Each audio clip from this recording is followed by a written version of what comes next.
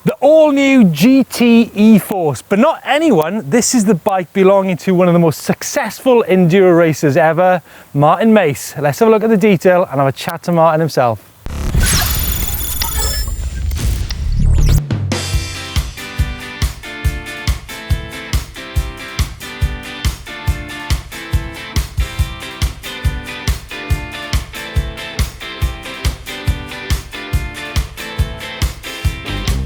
Now this is a size large that Martin's riding. The reach on this bike is 475mm. Some other geometry numbers: a 65-degree head angle, 76-degree seat-tube angle, and a 455mm chainstay. Now it's Martin's own specification on this E-Force. Let's start off up front. Race face bar and stem, 780mm bar with a 55mm stem. As you can see, there's some ODI grips in there, XTR brakes, Shimano XTR brakes, 200mm rotors. The wheels on this bike are actually 29-inch, front and rear. Now Martin's got some Schwalbe eddy currents in here, 2.6, and they're shod to Stan's wheels. Some other detail: we've got a fabric seat and a Fox transfer seat dropper, Mallet E-Enduro, Crank Brothers Mallet E-Enduro pedals. And the suspension, obviously, is going to be a little bit special because this is Martin Mace's bike. We've got a Fox 36 up front, 150mm travel, and a Float X2 on the back in terms of the damper. Now Martin has a Shimano Steps E8000 motor on his GT E-Force, which has got 70 Nm of torque, and that's combined with a 504 watt-hour internal integrated battery. Let's not forget about the transmission on this bike, a Shimano XTR with a 34-tooth chainring up front. Right then, the man that owns this bike, probably one of the most successful enduro racers ever, and a man who has won a World Cup downhill race as well in La Bresse in 2018. He's also a silver medalist at the World Championships downhill as well. Martin Mace.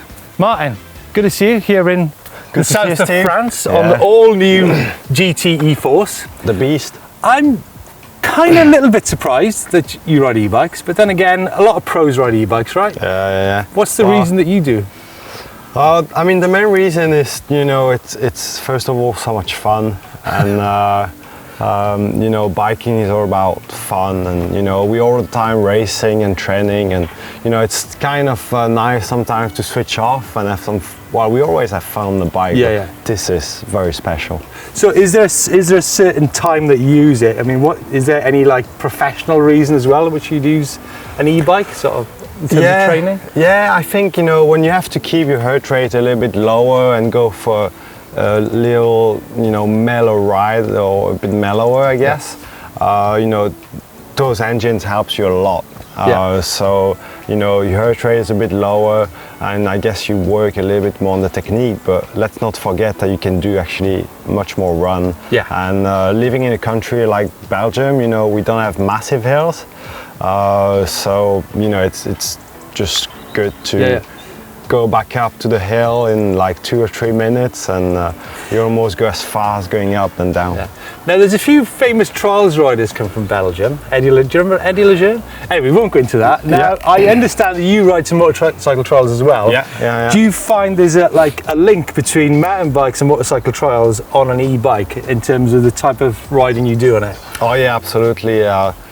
You know, I ride a lot my trials bike, motorbikes, and I do ride a normal bike as well. So I find the e-bike, the very in between, you know, those two. You have the help of the engine, and you can actually use it to ride and to do stuff. I usually go for very challenging ride, very, very technical, steep uphills. So that's all I do on the trials bike as well. So. Do you find it difficult to go from maybe your GT enduro bike, which probably weighs, I don't know, 14, 15 kilos, to an e-bike and then to a motor trials bike? They're all different skills, right? Yeah, they are, but you know, I think you have to be good at everything to be, you know, the best athlete and the most complete athlete. So I guess, you know, I also ride an enduro bike moto. I ride some MX as well. So I try to do a bit of everything, and having something heavier in between the legs and the arms always help, because it helps you strengthen and makes you stronger. Yeah, do you find you get a good upper body workout on an e-bike? Yeah, absolutely. Yeah, you have to first of all handle the engine, which is a bit of power, and like I say, you just go for very technical section, very technical ride, and this is just so much fun to ride. Now, interesting news last week. Chris Ball of the EWS announced that there was going to be an international e-bike EWS next year. Yeah. Any chance that Martin Meis might be riding in Yeah, absolutely. Yeah, I'm very tempted to at least try one of them. Our schedule through the season is very busy. Some enduro racing, the full EWS series, plus a few downhills. So I'll see, but hopefully I can manage to sneak a enduro race in and see just how it's like. Yeah. Okay, cool.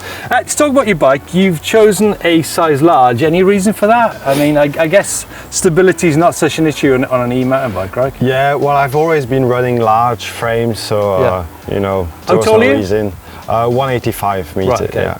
Up front here, you've got this one-up components. That's for your toolkit, right? Yeah. Well, we use it a lot for enduro racing, just because you have to carry so much stuff, and the less weight you can have on your body, and I always find that having a slightly more weight up in the front gives you a little bit more traction. Okay, right. On the front wheels. So it's actually a really good place to have weight, and the tool is amazing too. There's some other details now. What length seat dropper have you got on there? Is that 150? It's 150 mil. Yeah, dropper. Okay, right. And in terms of tyres, do you run tubeless or tubed on your bikes normally? No, always tubeless. Obviously. Is it? Yeah, we're also using the Cashcore.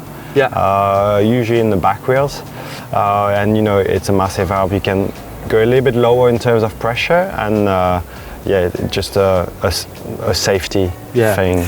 Do you always ride flat pedals on your e-bike or on your bikes in general? Do you ever clip pedals? Yeah, I do ride clip pedals on e-bike. Just the reason is because I usually go for very steep uphills and very challenging tracks and conditions, so I use my clips as I usually do on my enduro bike, and I guess that's how I've been riding the last 6 years and a half, because when I started riding my first EWS in Punta Ala, I was still on flat pedals, and I remember the Athertons telling me, who telling you? The Athertons? Dan Athertons, yeah. And Dan Brown, team manager as well. They were like, oh, you might want to try clips, because enduro is very physical and you pedal a lot.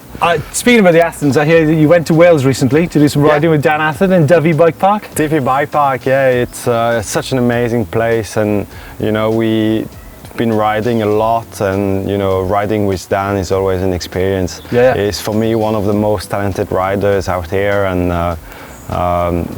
such a talent. He's never been extremely good on against the clock, but riding a bike. I think he'd probably argue otherwise with you there, Martin. Well, he used to be, but his head wasn't in the right place at the end, at least when he was racing enduro. Yeah. But he's one of the best skills riders out there. So there you go, Martin Meis, like I said, 2018 World Downhill Silver Medalist, and I understand that you want to do a bit more downhill as well in the future. Yeah, well, my goal is to get a title in racing enduro, and then hopefully I can move on to downhill. Wow. And try something a bit different. So there you go, Martin Meis and his GT E-Force amp. Thanks for watching. If you've got any questions about Martin and his e-bike riding, let us know in the comments below. Don't forget to hit on the globe, subscribe to EMBN. Martin, I'll let you get back to the sunny banks of the Mediterranean, and all the best for next year. Nice one. Thank you.